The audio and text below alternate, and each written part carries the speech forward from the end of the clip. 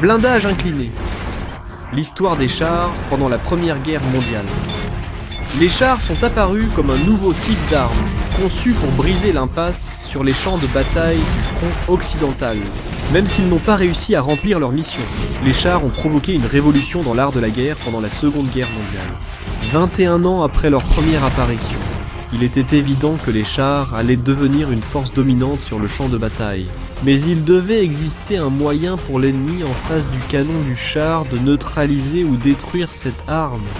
C'est ainsi qu'a commencé la course entre la construction des véhicules blindés et celle des armes anti-chars, avec le développement et l'amélioration des armes anti-chars. Les concepteurs de chars ont dû améliorer la protection du véhicule en la rendant plus épaisse et plus difficile à percer. En parallèle, une mise en œuvre plus innovante obtenait les mêmes résultats. L'inclinaison du blindage. Le blindage, dans les années précédentes et pendant les premières étapes de la Seconde Guerre mondiale, était principalement percé à l'aide de projectiles à énergie cinétique. Comme pour tout autre objet, l'énergie cinétique d'un obus anti-char est proportionnelle à sa masse et à sa vitesse. Plus précisément, c'est le produit de la moitié de la masse de l'objet et du carré de sa vitesse. Plus l'un de ces deux facteurs est élevé, plus l'obus est puissant et par conséquent, plus il est capable de percer le blindage. Une fois que l'obus pénètre le blindage, la cible est détruite soit par la chaleur et la pression produite, soit par la dispersion des particules de l'obus, aussi appelées éclats. Avec le temps, calibre, poids et vitesse des obus anti-chars ont augmenté, offrant des outils puissants contre les chars. Pour mieux protéger les chars, les constructeurs ont ajouté un blindage plus épais pour résister à la puissance accrue des obus. L'inconvénient de la production de blindages épais était qu'elle augmentait le poids total du char. Cela nécessitait plus d'acier et donc un coût de production plus élevé, problème résolu par le blindage incliné.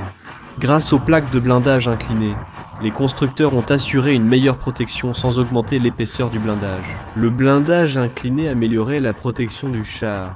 L'augmentation la plus notable concernait l'épaisseur du blindage, notamment celle relative ou dans l'axe de visée. Lorsqu'un obus frappe la plaque de blindage, il transfère son énergie cinétique le long de son axe horizontal. La ligne de visée dans les plaques de blindage verticales.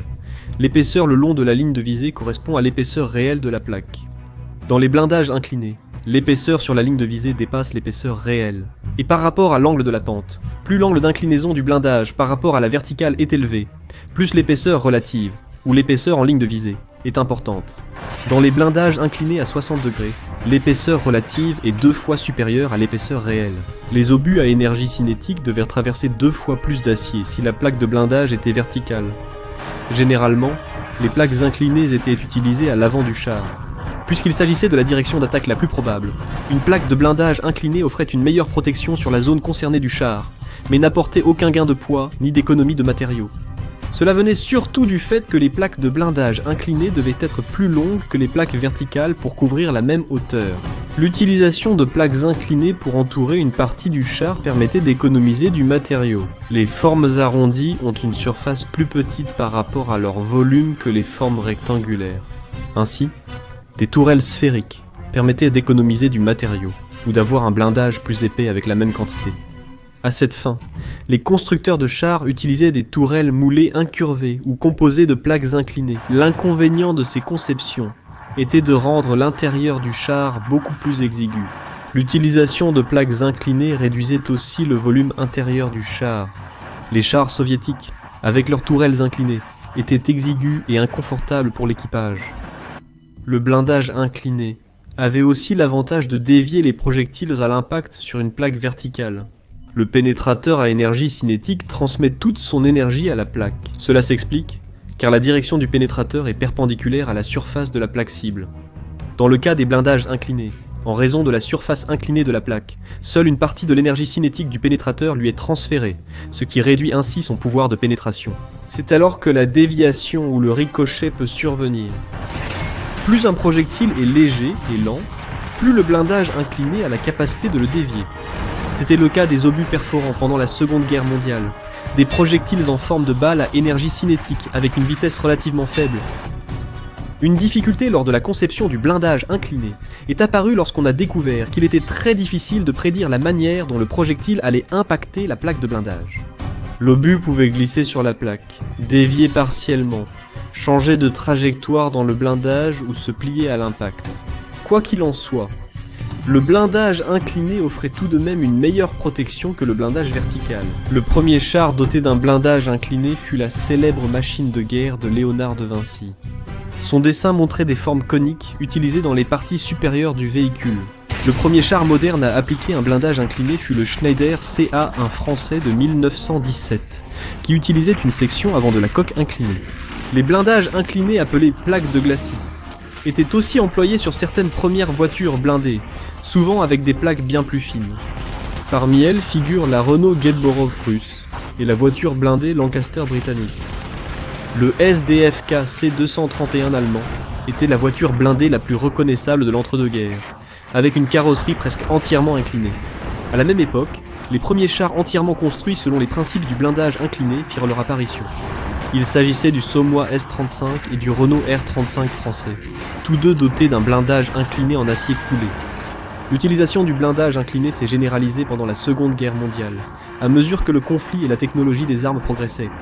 Le seul exemple d'utilisation quasi parfaite du blindage incliné est le légendaire char soviétique T-34.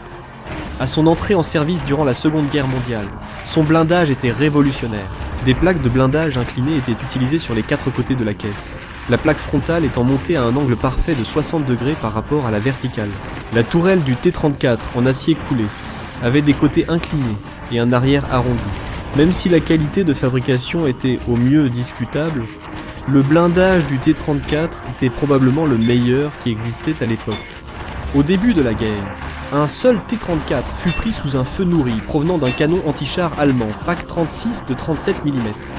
L'équipage allemand a rapporté avoir dû tirer 23 obus contre le char soviétique et n'a réussi qu'à bloquer la couronne de tourelle du char. Les chars allemands, Panzer III équipés du canon de char de 37 mm Kampfwagenkanon 36, étaient eux aussi presque inutiles face au T-34. Les équipages de chars allemands ont constaté que leurs canons n'étaient efficaces qu'à courte portée, en visant le flanc ou l'arrière avec un impact aussi perpendiculaire que possible sur le blindage. Pionniers du blindage incliné, les soviétiques l'ont appliqué à presque tous leurs chars, dont le T-60, le T-70 et les chars lourds IS-2 et IS-3. Le succès du blindage incliné soviétique a impressionné les Allemands, qui ont eu leur première expérience face au désormais redouté T-34, leur char le plus puissant. Le Tiger I avait une carrosserie entièrement composée de plaques de blindage plates soudées. Constatant l'efficacité du blindage incliné, les ingénieurs allemands ont choisi un design totalement différent pour le Tiger II, successeur du modèle précédent. Il était doté d'une caisse constituée de plaques de blindage inclinées et d'une tourelle arrondie. Leur leçon sur les blindages inclinés au début de la guerre. Sur le front de l'Est, les Allemands ont appliqué ces principes à d'autres conceptions de chars, notamment sur les chasseurs de chars Jagdpanther et Jagdpanzer 38T Hetzer. Les Alliés ont aussi utilisé des blindages inclinés sur leurs véhicules blindés. Des plaques de blindage inclinées équipaient les chasseurs de chars Sherman M10, la plupart des voitures blindées et transports de troupes. Avec la guerre, le blindage incliné perdait ses avantages en raison des progrès des canons anti-chars de gros calibre. Par exemple, le canon anti-char allemand, PaK 40 de 75 mm et le canon de 88 mm du Tiger pouvaient percer la tourelle frontale du T-34 à des distances de 3900 pieds, soit 1200 mètres, à pratiquement n'importe quel angle. À la fin de la guerre, il est devenu évident que les blindages inclinés devenaient obsolètes, surtout avec l'apparition de nouveaux types d'obus anti-chars. Les obus à charge creuse, et surtout les obus anti-chars explosifs, pouvaient pénétrer relativement facilement les plaques de blindage en acier, quelle que soit leur épaisseur ou leur inclinaison. Le développement de ces obus a transformé la guerre anti-chars. Les chars sont devenus vulnérables à de nouvelles armes qu'un fantassin pouvait porter, plutôt qu'à des armes fixes nécessitant un équipage pour les utiliser. Le principe de base consistant à augmenter la protection du blindage en l'inclinant ne suffisait désormais plus. Ceux qui concevaient des chars de nouvelle génération devaient développer ou utiliser de nouveaux matériaux capables de résister à l'impact des obus explosifs.